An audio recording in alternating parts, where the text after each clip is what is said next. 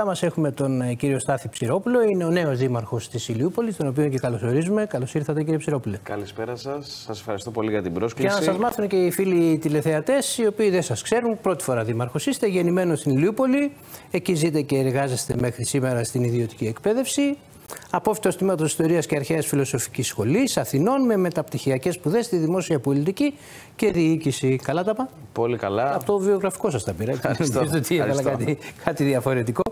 Πρώτη φορά λοιπόν δήμαρχος. Το βασικό ερώτημα είναι πού θέλετε να την πάτε την πόλη σας? Κοιτάξτε, εγώ θέλω να φτάσει η Ηλιούπολη στα επόμενα 5 χρόνια να γίνει από τους 10 καλύτερους δήμους της Ελλάδας. Αυτό που ήταν παλιά. Αυτό που ήταν κάποτε. Και για να γίνει αυτό, αυτή τη στιγμή έχουμε επικεντρωθεί σε διάφορα ζητήματα. Πρωτίστως βέβαια στην καθημερινότητα του Δημότη, που είναι ένα πολύ σημαντικό ζήτημα. Φανταστείτε ότι εγώ έχω αναλάβει και χρέη καθαριότητα σαν δήμαρχος. Έχω αναλάβει την καθαριότητα εξ ολοκλήρου, στην οποία έχουμε δει πολύ σημαντικές αλλαγές, γιατί παραλάβαμε μια πόλη που ήταν απαρχαιωμένη και διοικητικά και οργανωτικά και οικονομικά και την ανασυστήνουμε μέρα με τη μέρα. Να πω εδώ, παρένθεση, ότι πρόσφατα βρισκόμαστε και είμαστε ενταγμένοι στην επένδυση του ελληνικού, σαν Ηλιούπολη και εγώ ως δήμαρχος, κάτι που ανοίγει μια μεγάλη προοπτική, μια άλλη πνοή, για να μπορέσει η Ηλιούπολη να ανακτήσει το χαμένο έδαφος. Γιατί όταν έχεις να αντιπαρατεθείς δήμους της Γλυφάδας, του ελληνικού Αργυρούπολης, και όλο αυτό το νότιο, τα 3Β που λέμε, πρέπει και εμείς λοιπόν να κρατήσουμε ψηλά τη σημαία με έργα. Με έργα που θα δώσουν στο Δημότη ασφάλεια, προοπτική και καλύτερη καθημερινότητα. Μια και ξεκινήσατε από την καθημερινότητα, Δήμαρχε, να μας βάλει το βίντεο. Να δούμε εικόνες από την Ηλιούπολη, να δούμε βασικά ένα πρόβλημα μεγάλο που αντιμετωπίζουν εκεί όσοι προσπαθούν να μπουν στο Δήμο σας, κυκλοφοριακό και κάποια ατυχήματα που συμβαίνουν εκεί. Για να δούμε λοιπόν τι μας λέει ο κόσμος. Αυτά είναι τα αυτοκίνητα 2 οδηγών που προσπάθησαν να διασχίσουν την Ηλιούπολη στη συμβολή των οδών Παύλου Πεντάρη και Ηρώων Πολυτεχνείου. Τα ατυχήματα με γιοταχή, δικυκλιστές αλλά και πεζούς συμβαίνουν συχνά στο συγκεκριμένο σημείο, λένε στο Earth News κάτοικοι της περιοχής που ζουν καθημερινά το πρόβλημα. Αντί να σταματήσουν στο φανάρι, περνάνε ευθεία και ερχόμενοι από Πεντάρη από το Δημαρχείο, γίνονται συγκρούσεις καθημερινά. Ευτυχώς δεν έχουμε θρηνήσει θύματα μέχρι τώρα. Αυτό είναι σοβαρό το πρόβλημα που έχουμε εδώ στη γειτονιά μας και στην περιοχή μας. Και καθημερινά έχουμε αυτά τα προβλήματα. Εδώ είναι ένα χρόνιο πρόβλημα. Προφανώς όλα τα ατυχήματα οφείλονται σε κάποιο λάθος. Απ' την άλλη, επειδή είναι συνεχή, δηλαδή μπορεί και σε μια μέρα να γίνουν και 2 και 3 και μπορεί να αποφευθούν κάποια καθαρά αποτύχη. Σίγουρα κάτι συμβαίνει με αυτό το φανάρι, κάτι είναι λάθος. Όλα τα καταστήματα που είναι εδώ στη Διασταύρωση κινδυνεύουν. Εμάς έχουν περάσει πολλές φορές μπροστά, έχουν εξυλώσει δέντρα, έχουν σπάσει κάδους, έχουν πέσει παρκαρισμένα. Οι κάτοικοι ζητούν να γίνουν κυκλοφοριακές ρυθμίσεις ώστε να αποσυμφορηθεί το σημείο από την πολλή κίνηση οχημάτων. Επαναφέρουν την πρόταση για την κατασκευή υπόγεια σύραγγα στο ύψος της Ηλιούπολης για όσους χρησιμοποιούν τηλεοφόρο ημιτού με κατεύθυνση το ελληνικό. Η σύραγγα που θα διοχετεύσει όλη αυτή την υπερτοπική κίνηση κάτω από την Ηλιούπολη και θα από αρχή τη Βουλιαγμένη και τέλος το στρατόπεδο Σακέτα. Είναι ένα έργο πνοής που θα μπορέσει να δώσει στην Ηλιούπολη το χρώμα που έχει χάσει 30 χρόνια τώρα. Το πρόβλημα είναι μεγάλο και πρέπει να λυθεί, λένε οι κάτοικοι, οι οποίοι έχουν ενημερώσει και τη νέα Δημοτική Αρχή. Πήρατε λοιπόν, κύριε Ψηρόπουλε, μια πρώτη γεύση. Βλέπετε τι λένε οι κάτοικοι σας. Ξεκινάμε λοιπόν καθημερινότητα και ξεκινάμε κυκλοφοριακό, δρόμοι, λακκούβες, πεζοδρόμια. Σταματάω εδώ, μετά θα έρθουν κι άλλα. Σας ακούμε.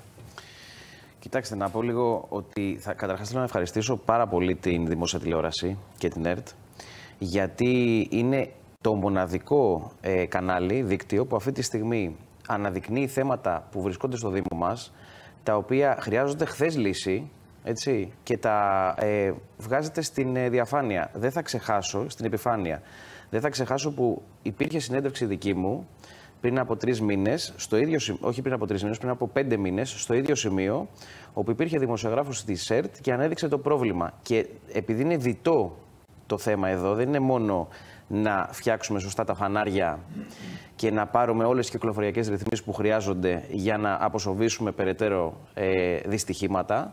Το θέμα είναι ότι είπατε και για την αστική σύραγγα, που η πρώτη μου συνάντηση στο Υπουργείο Μεταφορών με τον κύριο Ταχιάο ήταν να σηκώσω το θέμα αυτό που δεν αφορά την Ηλιούπολη μόνο, αφορά όλο το νότιο μέτωπο, το οποίο γνωρίζετε πάρα πολύ καλά και ως δημοσιογράφοι και ως πολίτες, ότι για να πας από τη Γλυφάδα να διασχίσεις την Αλήμου Κατεχάκη που λέμε και να φτάσεις στο βόρειο τμήμα της Αττικής, μπορεί να μείνεις 2 ώρες στην κίνηση, 1,5 ώρα στην κίνηση, στερεί στην πόλη σημαντική προοπτική, γιατί είναι μια λεωφόρο Λέμιτόμος και υπάρχουν και πολλά κυκλοφοριακά θέματα και ζητήματα.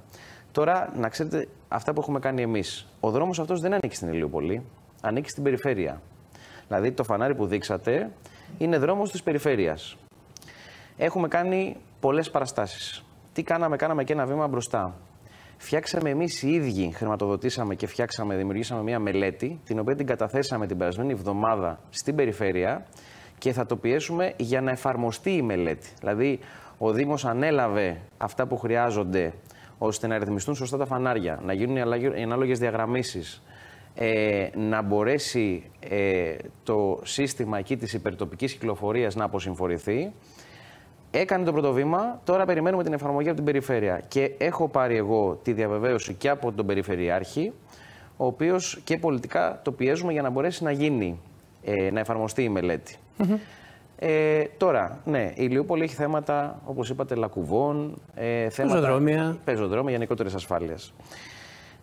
Υπήρχε ένα έργο το οποίο καταφέραμε τελικά και το συμβασιοποιήσαμε. Έπρεπε να είχε συμβασιοποιηθεί μέχρι 31 Δεκάτου και ξεκινάνε οι ασφαλτοστρώσεις. Είναι 2 εκατομμύρια κοντά από το Ταμείο Ανάκαμψης, τα οποία τα πίεσα όπως όλα τα θέματα. Ούτε 1 ευρώ από το Δήμο δεν έχει φύγει και ίσα ίσα που φέρνουμε και αξιοποιούμε ταμεία, Πράσινο Ταμείο Ανάκαμψης, ό,τι περιφέρεια, ό,τι χρηματοδοτικό εργαλείο μας δίνεται. Και από το Ταμείο Ανάκαμψης αξιοποιήσαμε 2 εκατομμύρια, στα οποία ο Ηλιουπολίτης θα δει σε γειτονιές του, γιατί εμείς έχουμε το σύνθημά μας σταθερά σε κάθε γειτονιά, δηλαδή σε κάθε γειτονιά να έχει καλό φωτισμό, καθαριότητα, πράσινο και βέβαια δρόμους και πεζοδρόμια. Ξεκινάμε στις γειτονιές λοιπόν τις ασφαλτοστρώσεις. Ξέρετε, έχει να τα δει χρόνια αυτά ο Ηλιουπολίτης και θεωρώ ότι θα είναι εφαρμόσιμα. Νομίζω την επόμενη εβδομάδα ξεκινάμε κιόλας. Πάντως, κύριε Ψηρόπουλε, νομίζω ότι είσαστε ο Δήμος με τους περισσότερους κυκλικούς κόμβους. Έτσι δεν είναι? Δηλαδή, δεν ξέρω, δεν έχω καταλάβει. Δεν ποιος η Μαρία, προφανώς φαντάζομαι το έχει περάσει και διαρκώς πέφτει σε ένα κυκλικό κόμβο, μετά πας στον επόμενο κυκλικό κόμβο, μέχρι και το GPS τρελαίνεται. Αυτό έχει σχέση με την ρημοτομία, με το σχεδιασμό που είχε γίνει αρχικά, γιατί και η Αργυρούπολη και οι γυροδήμοι έχουν το ίδιο μοτίβο. Με βάση τις ιστορικές αναλύσεις και πηγές, να το πω έτσι, και με βάση και αυτά που έχω δει και εγώ τα πολεοδομικά σχέδια, γίνανε από Βαβαρούς, δηλαδή ήταν βαβαρική η αντίληψη και βέβαια ναι, τότε, στα καλά ελληνικά το τότε project ήταν να γίνουν πολλές πλατείες, καταστήματα, χώροι αναψυχής. Ξέρετε, η Ηλιούπολη στις αρχές, όταν ξεκίνησε να γίνεται και έγινε κοινότητα, εξυπηρετούσε κυρίως τους αστούς που ήταν στο κέντρο για να μπορέσουν να πάρουν μια μονοκατοικία. Έχει πολλές μονοκατοικίες η Ηλιούπολη. Σαν μια πόλη αναψυχής, να το πω έτσι, να φεύγεις από το κέντρο. Την αλήθεια δεν το ήξερα και έχει πάρα πολύ ενδιαφέρον. Έτσι λένε οι πρώτες πηγές μας. Από εκεί και πέρα οι πλατείες είναι και αυτό ένα συγκεκριμένο project, τις οποίες αναμορφώνουμε. Σιγά σιγά, επειδή έχει και πολλά πάρκα Ηλιούπολη, τώρα αναβαθμίζουμε το πάρκο Αγίου Νικολάου, θα γίνει ένα από τα καλύτερα πάρκα στα νότια προάστια. Θα έχει δηλαδή μέσα αποκαλλισθενικά όργανα, παιδικές χαρές, θα έχει μέχρι και τελεφερίκ, θα έχει πάρκο σκύλων. Είναι δηλαδή ένα πάρκο το οποίο αξίζει τελικά. Πρώτα πάρκο σκύλων. Έχετε αδέσποτα πολλά? Είμαστε σε καλή συνεργασία, πολύ καλή συνεργασία με τη Φιλοζωική. Πρόσφατα την περασμένη εβδομάδα υπέγραψα 55.000 ευρώ σύμβαση για τις στηρώσεις, γιατί με τις στηρώσεις έχουμε ένα ζήτημα και πρέπει να προσπαθούμε έτσι και να βοηθάμε τις απικίες, τις γατοαπικίες που έχουμε στην πόλη. Έχετε αξιοποιήσει τα κονδύλια από το πρόγραμμα του Υπουργείου Εσωτερικών για τα δέσποτα ή δεν είσαστε ακόμα μέτοχοι σε αυτό το Έχουμε αξιοποιήσει και τώρα προσπαθούμε να αξιοποιήσουμε ένα κονδύλι το οποίο είναι αναβάθμιση του καταφυγίου. Το καταφύγιο όμως, αυτά είναι τα προβλήματα του κάθε δημάρχου, δεν ανήκει στο Δήμο, γιατί βρίσκεται σε δασική περιοχή, ανήκει στο δασαρχείο και δυστυχώς το δασαρχείο δεν μας δίνει άδεια, δεν μας δίνει βασικά παραχώρηση για να μπορέσουμε να το εντάξουμε στη χρηματοδότηση και να την απορροφήσουμε. Και έτσι είμαστε σε επικοινωνία. Υπάρχει ενδεχόμενο, και το λέω στην εκπομπή σας, θα το έλεγα στο Δημοτικό Συμβούλιο την επόμενη εβδομάδα, αλλά μιας και μου δίνεται ευκαιρία, μας πρότεινε το δασαρχείο 1-2 άλλους χώρους που μπορούμε να πάρουμε παραχώρηση, να μεταφέρουμε το ήδη υπάρχον της φιλοζωικής στο καταφύγιο και να το αναβαθμίσουμε. Δεν υπάρχει εδώ διαδημοτική συνεργασία? Γιατί, ας πούμε, στα ανατολικά κάποιοι δήμοι συνεργάζονται. Με τους όμορους δήμους σας εκεί δεν κάνετε κάτι για τα δέσποτα? Όχι, δεν έχουμε συνεργασία με τους όμορους δήμους. Έχουμε υπογράψει μνημόνιο με τη φιλοζωική. Το είχαν υπογράψει και οι προηγούμενες διοικήσεις. Αυτό συνεχίζουμε και να το στηρίζουμε με τις στηρώσεις και ό,τι εμείς έχουμε ως υποχρέωση να κάνουμε. Και βέβαια παρεμβαίνουμε σε ό,τι γίνεται. Δηλαδή, Σάββατο, αν χτύπα ξύλο ένα ζωάκι ή έχουμε κάποιο περιστατικό, επιλαμβάνεται ο Δήμος. Δηλαδή, μέχρι στιγμής υπάρχει μια αμφίδρομη αλληλοβοήθεια, να το πω έτσι, με τη φιλοζωική και πηγαίνουμε κι εμείς ήδη στα περιστατικά. Και να πω και το εξής, ότι έχω και τον τομέα της φιλοζωίας αναλάβει. Μαζί με την καθαριότητα. Εκτός από την καθαριότητα. Και... Τι σας λένε λοιπόν για την καθαριότητα? Για την καθαριότητα δεν ήρθαμε. Λοιπόν, τι σας λένε, ότι τα πας καλά δήμαρχε με την καθαριότητα, την έχεις αναλάβει πάνω σου? Είναι ρίσκο αυτό για ένα δήμαρχο, έτσι? Είναι ρίσκο, αλλά όταν έχεις όραμα, το νούμερο ένα πρόβλημα, το 80% του κόσμου να σου λέει για την καθαριότητα, είναι και ένα μεγάλο όραμα για σένα, ώστε αυτό που πήρες και το πήρες διαλυμένο, γιατί όταν αναλάβα την καθαριότητα δεν υπήρχαν οχήματα, π.χ. Ανασύστησα όλα τα οχήματα που αυτή τη στιγμή τα βλέπει η πόλη. Το πλυντήριο είχαν να το δουν οι δημότες 4 χρόνια, 5. Ήταν παροπλισμένα, δηλαδή είχαν προβλήματα μηχανικά, τι συνέβαινε? Ήτανε παροπλισμένα, υπήρχαν δυσαριθμίες και ας το πούμε δυσχέρειες χρόνων που για να τις ξεκαθαρίσεις και ακόμα δεν έχουν ξεκαθαριστεί πρέπει να βάλεις μια οργανωτική δομή, δηλαδή οι διαδικασίες πώς γινόντουσαν, το συνεργείο μας πώς λειτουργεί, να αξιοποιήσεις τα προγράμματα, πώς βγαίνουν κάθε πρόγραμμα, τι μαζεύει μαζί με την ανακύκλωση και βέβαια να βρεις και οχήματα καινούρια. Αυτό κάνουμε εμείς τώρα. Φέρνουμε οχήματα καινούρια και σώσαμε και μία. Και όλα αυτά χρειάζονται και κόσμο. Και κόσμο τον οποίο, θα σας πω κάτι τώρα εδώ, χρειάζεται κόσμο, αλλά χρειάζεται και σωστές ειδικότητες. Αυτό που στερείται κάθε δήμος είναι χειριστές π.χ. ή οδηγούς. Δηλαδή είναι συγκεκριμένες ειδικότητες όπου δεν λέμε παίρνουμε γενικών καθηκόντων ή οδοκαθαριστές ή εργάτες καθαριότητας που έχουμε αρκετούς. Σε αυτά στερεί ο Δήμος και σε μηχανικούς στερεί. Δηλαδή στη τεχνική υπηρεσία δεν έχουμε μηχανικούς. Όταν, κύριε Ψηρόπουλε, πήρατε την απόφαση να αναλάβετε, να πάρετε πάνω σας και την καθαριότητα, σκεφτήκατε ότι μετά 5 χρόνια είναι πολλά, ότι κάποια στιγμή θα πείτε την παραχωρώ στον τάδε αντιδήμαρχο? Μήπως τότε σας πούνε κάτι έγινε εδώ και να το φεύγει, τον βλέπει, σηκώθηκε και έφυγε τώρα? Αυτό είναι η ουσία, ότι εγώ ανέλαβα την καθαριότητα να τη φέρω σε ένα σωστό επίπεδο, ώστε μετά κάποιος συνεργάτης μου, γιατί και ο Δήμαρχος δεν είναι για να ασχολείται μόνο με την καθημερινότητα. Εγώ είμαι κάθε μέρα στα Υπουργεία, είμαι στον Λιβάνιο, στο Σπανάκι, στο Παρακαταθηκόν, λέω και ονόματα κιόλας, γιατί τους έχω σε στενό. Οι αρμόδιοι. Ναι, για να αξιοποιήσω έστω και €1. Αυτή η δουλειά είναι του Δημάρχου. Δηλαδή να βγαίνει να φέρνει λεφτά για το Δήμο του. Και μετά να έχει τους σωστούς συνεργάτες στις κατάλληλες θέσεις για να μπορεί να λειτουργήσει ένα χαοτικό Επειδή σύστημα. Είπατε για το Παρακαταθηκόν, έχετε αιτηθεί δάνειο? Βεβαίως και έχουμε αιτηθεί δάνειο, και έχουμε αιτηθεί δάνειο για τον ηλεκτροφωτισμό πρωτίστως, όπου αυτό θα έχει και την εξοικονόμηση. Άρα δεν έχετε LED ακόμα, ο δημοτικός φωτισμός? Δεν έχουμε LED. Να πω τώρα για τα LED. Τα LED τον επόμενο μήνα θα έχουμε έτοιμη τη μελέτη για ψήφιση, με δάνειο από το Παρακαταθηκόν και δανείων. Ύψους? Ύψους αυτό πρέπει να το δούμε με την υπηρεσία. Η τεχνική υπηρεσία έχει αναλάβει να δει τη μελέτη και πόσο θα φτάσει. Κοιτάξτε τώρα, δεν θέλω να πω το ύψος αυτή τη στιγμή, γιατί μπορεί να πέσω έξω. Εγώ έχω συνεργαστεί με την τεχνική υπηρεσία αυτή τη στιγμή. Βρίσκουμε και έχω βάλει ένα όρο.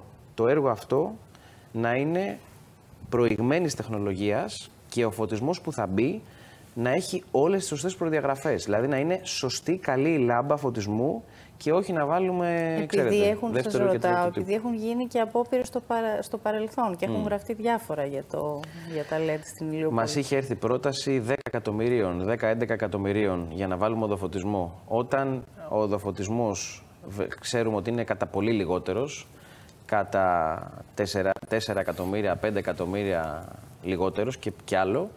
Και βέβαια έρθει και με μια διαδικασία πολύ σκοτεινή, για την οποία δεν θέλω αυτή τη στιγμή να αναφερθώ, γιατί αυτά έχουν υποθεί προεκλογικά. Να ξέρετε, και το λέω σε όλους τους Ηλιουπολίτες, ότι ο φωτισμός θα μπει στο αμέσως επόμενο χρονικό διάστημα με όλες τις σωστές διαδικασίες που χρειάζεται. Θα έρθει σωστή εισήγηση στο Συμβούλιο, ξεκάθαρη, θα ξέρει ο κόσμος τι θα βάλουμε, τι θα πληρώσει, τι θα πληρώσουμε για αυτό το έργο και τι εξοικονόμηση θα έχει. Μάλιστα. Γιατί εμείς δεν θα δώσουμε τον οδοφωτισμό 10 χρόνια, 20 χρόνια σε κάποιον ιδιώτη την εξοικονόμηση. Θα την έχει ο Δήμος. Δηλαδή από εκεί θα πληρώνουμε το δάνειο και θα μας μένουν και χρήματα, γιατί η οικονομική κατάσταση που έχουμε παραλάβει είναι η δυσκολότερη από συστάσεως του Δήμου Ηλιούπολης. Παρέλαβα το Δήμο και δεν είχα ούτε μία μισθοδοσία μέσα των δημοτικών υπαλλήλων. Και αυτή τη στιγμή δεν βγαίνουν οι μισθοί των δημοτικών υπαλλήλων. Για να γνωρίζετε.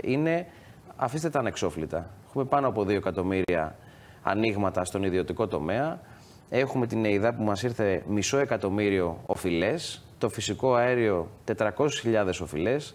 Τα σχολεία που ενσωματώθηκαν οι σχολικές επιτροπές 700.000 οφειλές. Και αυτό είναι ένα ζήτημα. Γιατί ο Δημότης ήθελε απευθείας και δικαίωμά του και το θέλει και γι' αυτό μας ψήφισε έργο. Καθυστερούμε λόγω της οικονομικής δυσπραγίας που παραλάβαμε. Πραγματικά κάνω αγώνα να κρατήσω την πόλη και το τιμόνι σταθερά για να μην έχουμε κάποιο κίνδυνο. Αυτή τη στιγμή. Ο Δήμος έχει συγκεκριμένα έσοδα, δεν έχει μαρίνες, δεν έχει τεράστια μαγαζιά, δεν έχει υψηλά δημοτικά τέλη. Είναι συγκεκριμένα τα έσοδα του. Είναι ένας λαϊκός Δήμος και προσπαθούμε να τον κρατήσουμε σε αυτό το επίπεδο. Είναι συνάμα όμως, κύριε Ψηρόπουλε, και με αυτό θα κλείσουμε, γιατί έχουμε πλησιάσει ήδη στο τέλος. Είναι μια πόλη χωρίς ζωή. Είναι μια πόλη χωρίς εμπορικό κέντρο, είναι μια πόλη χωρίς εστίαση. Πολλούς νέους ανθρώπους, Τάκη. Είναι μια πόλη χωρίς ζωή. Αυτό νομίζω ότι θα πρέπει να είναι ένα από τα πρώτα στοιχήματα που θα πρέπει να βάλετε, κύριε Ψηρόπουλε, το να πάρει αυτό το Δήμο ζωή. Είπατε το κλειδί. Οι νέοι είναι η προτεραιότητά μας. Γι' αυτό και μόλις βάλαμε τα ηλεκτροκίνητα ποδήλατα που είναι σε κάθε πλατεία, για να τα παίρνει ο νέος να πηγαίνει στον προορισμό του. Άσχετα αν υπάρχουν μεγάλες φθορές στα ποδήλατα και εκεί πρέπει να δούμε με την παιδεία τι θα κάνουμε, γιατί τα παραλαμβάνουμε σπασμένα, χωρίς πετάγια κλπ. Υπάρχει βέβαια και μια δυσκολία στην Ηλιούπολη για τα ποδήλατα, γιατί η κατοφέρεια είναι έντονη. Κάνεις καλή γυμναστική.